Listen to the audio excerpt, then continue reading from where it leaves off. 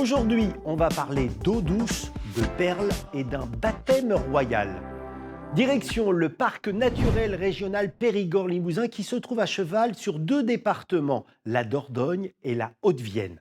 Un territoire préservé réputé pour ses cours d'eau, notamment la Dronne, l'une des dernières rivières en France à abriter des moules d'eau douce. Régulièrement, les agents du parc prospectent le cours d'eau. Trouver une moule est un exploit car en 100 ans, 95% de l'espèce a disparu. Cette moule, extrêmement sensible aux pollutions, est un indicateur de la bonne ou mauvaise qualité des eaux. Elle n'a aucun intérêt gustatif, mais durant des siècles, on l'a surexploitée pour son nacre, avec lequel on fabriquait des boutons. On peut même parfois trouver à l'intérieur une perle. Il faut environ 30 ans pour que le nacre s'accumule ainsi autour d'un grain de sable. Et ce n'est pas tout.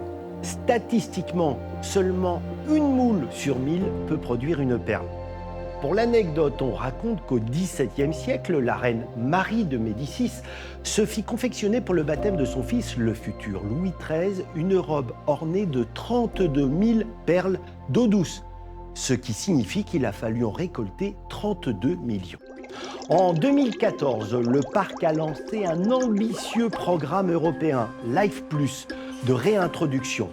Il a fallu élever des truites, non pas pour le restaurant du coin, mais pour reproduire en captivité ce qui se passe normalement en milieu naturel.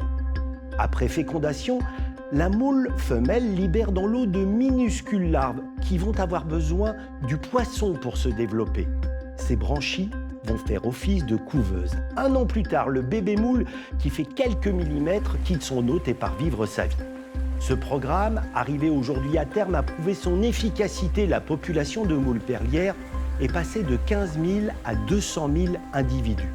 Insuffisant pour sauver l'espèce, mais assez pour permettre à la Dronne d'obtenir un label national très exigeant, celui de rivière sauvage.